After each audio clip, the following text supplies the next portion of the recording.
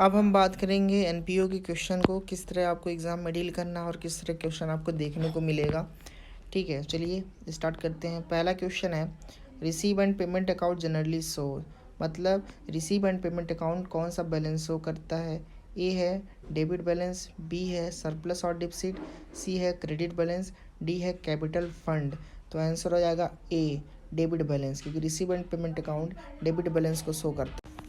अब बढ़ेंगे हम सेकेंड क्वेश्चन की तरफ।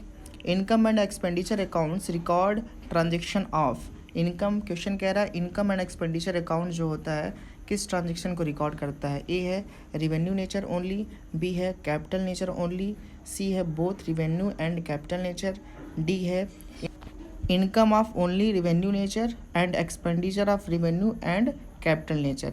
तो इनकम एक्सपेंडिचर अकाउंट्स रिकॉर्ड करता है ट्रांजेक्शन को, कौन सा हो जाएगा आंसर आपका ए, रिवेन्यू ट्रांजेक्शन को या रिवेन्यू नेचर के ट्रांजेक्शन को बस income and expenditure account record करता है। नेक्स्ट क्वेश्चन है आपका, income and expenditure accounts reveals. Income expenditure account कौन सा आइटम रिवेल्स करता है या कौन सा रिजल्ट लाता है। ए है सरप्लस और डिफिशियंसी, बी है कैश इन हैंड, सी है नेट प्रॉफिट, डी है कैपिटल अकाउंट। तो आंसर आ जाएगा आपका सरप्लस और डिफिशियंसी। क्यों होगा, क्योंकि जब एक्सपेंडिचर एक्सिस करता है इनकम के ऊपर तो डिफिशियंसी होती है, और जब इनकम एक्सिस होता है एक्सपेंडिचर के ऊपर तो सरप्लस होता है, जो हमारे बैलेंस शीट में जाके कैपिटल फंड या जनरल फंड में ऐड हो जाता है सरप्लस, और डिफिशियंसी क्या हो जाती है, माइनस हो जाती है। तो आंसर है आपका ए। अब नेक्स्ट क्वेश्चन की बात करेंगे, the amount of subscription received from member by a NPO is shown in which of the following. मतलब नॉन प्रॉफिट ऑर्गेनाइजेशन जो सब्सक्रिप्शन रिसीव करता है उसे हम कहाँ पोस्ट करते हैं। A debit side of income expenditure account, B credit side of income and expenditure account, C liability side of balance sheet, D है asset side of balance sheet. Answer हो जाएगा आपका B, credit side of income and expenditure account. क्यों होगा, क्योंकि ये हमारा subscription जो होता है एनपीओ के लिए रेगुलर सोर्स ऑफ इनकम होता है, इसीलिए हम उसको किस साइड में ले आते हैं, इनकम साइड में ले आते हैं। किस अकाउंट में, इनकम एंड एक्सपेंडिचर अकाउंट में। नेक्स्ट क्वेश्चन पे आते हैं, out of the following item which one is shown in receive and payment account. मतलब इसमें से एक आइटम ऐसा है जो रिसीव एंड पेमेंट अकाउंट में आपको दिखेगा, बाकी तीन आइटम नहीं दिखेंगे।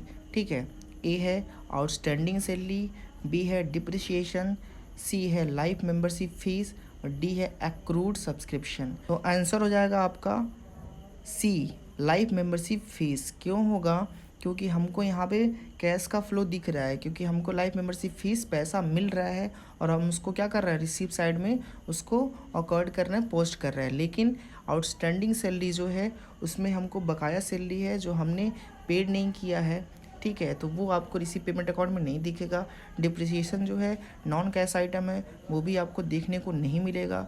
और डी जो है एक्रूड सब्सक्रिप्शन, हमने सब्सक्रिप्शन तो अर्न किया है लेकिन उस सामने वाले बंदे ने हमको सब्सक्रिप्शन का पेमेंट नहीं किया है, इसलिए हम इन तीनों आइटम को कंसीडर नहीं करेंगे और लाइफ मेंबरशिप फ़ीस को कंसीडर कर लेंगे, क्योंकि हमको एक्चुअल में फ़्लो दिख रहा है और वो रिसीव साइड में आपको दिखेगा। आंसर हो जाएगा आपका सी। नेक्स्ट क्वेश्चन है आपका, एनपीओ प्रिपेयर करता है A trading account, B trading and PL accounts, C income and expenditure account, D all of the above. तो आंसर हो जाएगा C, income and expenditure account. Next question आपका, the receive and payment account is a summary of. मतलब receive payment accounts किसका summary होता है, इसको हमने नोट्स में लिखवा चुके हैं आपसे, हम इसको डिस्कस भी कर चुके हैं। ए है debit and credit balance of ledger account, B है cash receive and payment, C है एक्सपेंस एंड इनकम, डी है एसेट्स एंड लाइबिलिटी। तो रिसीव एंड पेमेंट अकाउंट क्या होता है, समरी ऑफ कैश बुक होता है। इसका मतलब आंसर हो जाएगा आपका B, cash receives and payment. Next question है, receive and payment account is a. कौन सा अकाउंट है हमारा, ए है पर्सनल अकाउंट, बी है रियल अकाउंट, सी है नॉमिनल अकाउंट, डी है रियल एंड नॉमिनल बोथ। तो आंसर हो जाएगा आपका B, real account.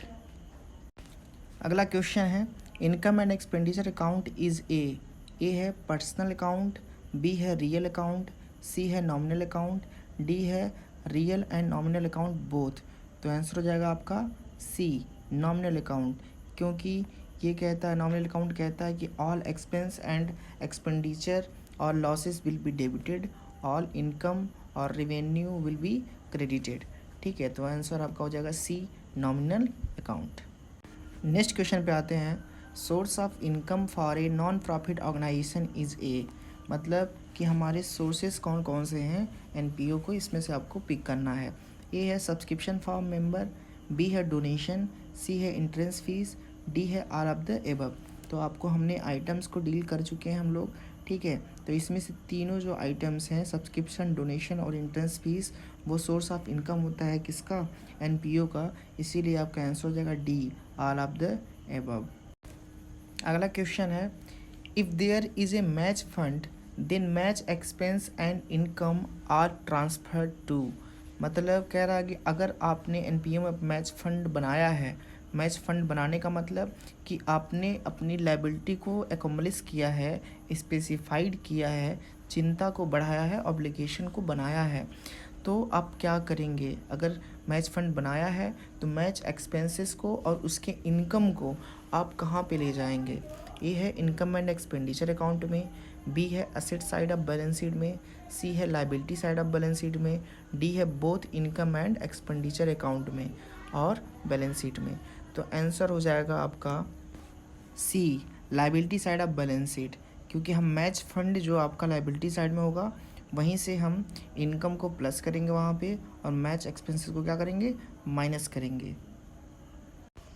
Next question है, subscription receive in advance during the current year is, current year में सब्सक्रिप्शन आप रिसीव कर रहे हैं एडवांस में, तो वो क्या होगा आपके लिए। ए है एन इनकम, बी है एन एसेट्स, सी है ए लायबिलिटी, डी है नन ऑफ दीज। तो आंसर हो जाएगा आपका सी ए लायबिलिटी। कहाँ पे चला जाएगा, subscription receive in advance liability side में, जो आपकी करंट लायबिलिटी है वहाँ पे आपको दिखेगा। क्यों दिखेगा, क्योंकि आपको किसी बंदे ने सब्सक्रिप्शन एडवांस में दे दिया, आप अगले साल उसको क्या करेंगे, एडजस्ट करेंगे। नेक्स्ट क्वेश्चन है, which of the following is to be recorded in an income and expenditure account, मतलब इसमें से कौन सा ऐसा आइटम है जो इनकम एक्सपेंडिचर अकाउंट्स में आएगा, रिकॉर्ड होगा, ट्रांजेक्शन अकॉर्ड करेगा। ए है परचेज ऑफ बिल्डिंग, बी है सेल ऑफ बिल्डिंग, सी है profit on sale of building, D है ऑल ऑफ द एबव। तो देखिए ए और बी जो ट्रांजेक्शन है वो कैपिटल नेचर के हैं, जिसे हम कैपिटलाइज करेंगे जो बैलेंस शीट में जाएगा, लेकिन जो सी है प्रॉफिट जो हम अर्न कर रहे हैं सेल करके बिल्डिंग को, वो हो जाएगा आपका कौन सा आइटम, इनकम एंड एक्सपेंडिचर का, इसीलिए आंसर हो जाएगा आपका C profit on sale of building, जो किस साइड में जाएगा, वो आपके जाएगा क्रेडिट साइड में। नेक्स्ट क्वेश्चन है, द अमाउंट और property received by a non profit organisation as stated by the will of deceased person is commonly referred to as, मतलब एज पर विल मिल रहा है और कौन दे रहा है, डिसीज्ड पर्सन दे रहा है। ठीक है, तो इसका मतलब आपका क्या हो जाएगा, डी लीगेसी। ठीक है, आपने पढ़ रखा है, लीगेसी जो होता है एज पर विल होता है और डिसीज्ड पर्सन देता है, किसको देता है, नॉन प्रॉफिट ऑर्गेनाइजेशन को। ये जो है डोनेशन है, डोनेशन आप जानते हैं जनरल डोनेशन होता है, स्पेसिफिक डोनेशन होता है। बी इंडोमेंट्स है, जो क्या हो जाएगा आपका गिफ्ट हो जाएगा। सी ऑनरेरियम है, जो टोकन सैलरी है, जो हम रेगुलर एम्प्लॉय नहीं होते हैं उनको देते हैं। ठीक है, हमने यहाँ पे अप्रेंटिस की बात किया था जो इंटर्न था, और कोई आर्टिस्ट अगर हमारे क्लब में परफॉर्म करने आ गया उसकी बात किए थे। तो यहाँ पे आंसर हो जाएगा आपका डी लीगेसी। नेक्स्ट क्वेश्चन है, endowment funds received by A club is a, अगर हम इंडोमेंट्स फंड्स रिसीव करते हैं तो वो क्या होगा। A revenue receipts, B capital receipts, C advance payment, D revenue payment. तो आपका आंसर हो जाएगा बी कैपिटल रिसीप्ट्स, क्योंकि इंडोमेंट्स फंड्स जो होता है वो ह्यूज अमाउंट में होता है और नॉन रिकरिंग ट्रांजेक्शन होता है, इसलिए उसे हम कहाँ ले जाएंगे, बैलेंस शीट में ले जाएंगे। और बैलेंस शीट में हम किस नेचर को ट्रांजेक्शन ले जाते हैं, कैपिटल नेचर के ट्रांजेक्शन को लेके जाते हैं। नेक्स्ट क्वेश्चन है आपका, the capital of a non profit organisation is generally known A है इक्विटी, बी है एक्यूमुलेटेड फंड, सी है फाइनेंस रिजर्व, डी है कैश फंड। तो आंसर हो जाएगा आपका बी एक्युमुलेटेड फंड, इसे हम जनरल फंड भी कहते हैं और कैपिटल फंड के भी नाम से जानते हैं। तो आपको क्वेश्चन कंफ्यूज करेगा, आप इक्विटी को बिल्कुल मत करिएगा, फाइनेंस रिजर्व हो ही नहीं सकता है और कैश फंड बनता ही नहीं है। तो ये इंपॉर्टेंट बात है कि एक्युमुलेटेड फंड को भी हम क्या बोलते हैं, जनरल फंड और कैपिटल फंड के नाम से जानते हैं। सारी क्वेश्चन को आप मेमोराइज़ कर लीजिए, उसका नोट्स बना लीजिए ताकि आप क्वेश्चन को आसानी से कर सकें और PHU एग्ज़ाम को क्रैक कर सकें।